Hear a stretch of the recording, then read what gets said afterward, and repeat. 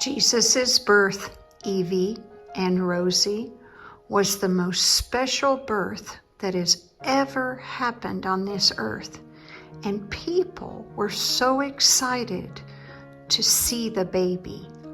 This next story is about 3 very wise men who traveled very far to see God's Son.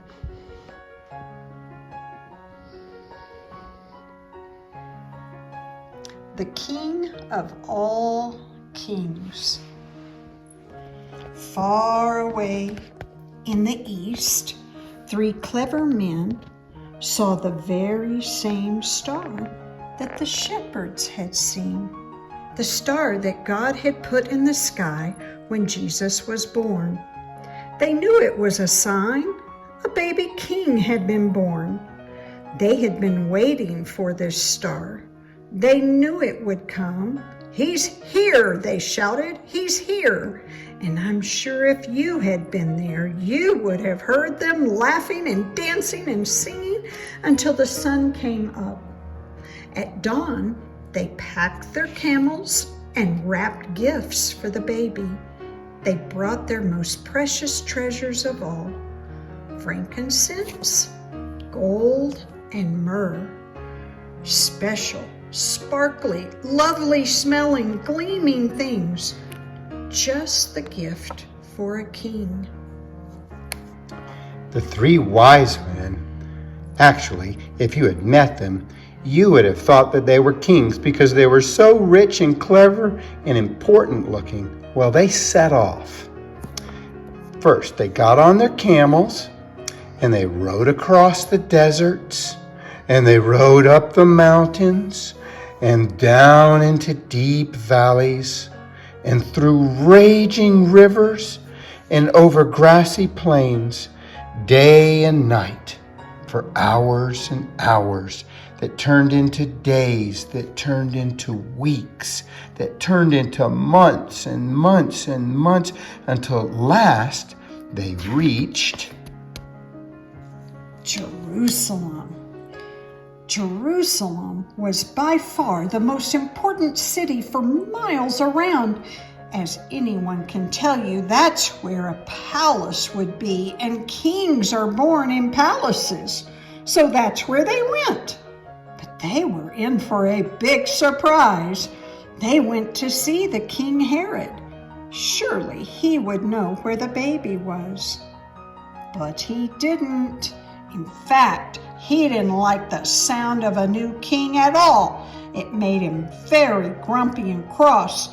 He didn't want anyone to be king except him. But Herod's advisors told the 3 wise men what was written in their books, what God had said about the baby king.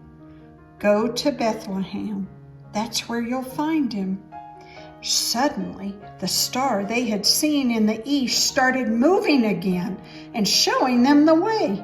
So the 3 wise men followed the star out of the big city along the long road into the little town of Bethlehem. They followed the star through the streets of Bethlehem, out of the nice part of town, through the not so nice part of town, and into the really not nice at all part of town, down a little dirt track until it stopped right over a little house. But wait, it wasn't a palace, and there weren't any guards or servants or flags or red carpets or trumpets or anything. Did they get it all wrong?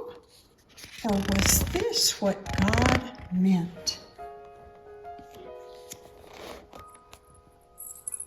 Sure enough, in that little house, there, sitting on his mother's knee, they found him, the baby king.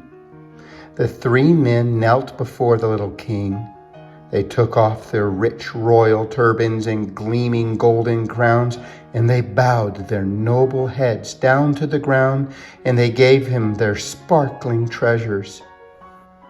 The journey that they had begun so many centuries before had led 3 wise men here to a little town, to a little house, to a little child, to the king God had promised David all those years before. But this child was a new kind of king.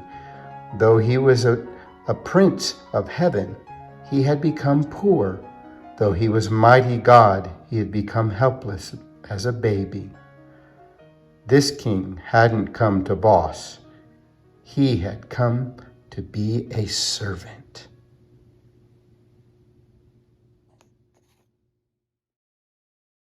Away in a manger, no crib for a bed, the little Lord Jesus laid down his sweet head. The stars in the bright sky looked down where he lay. The little Lord Jesus, a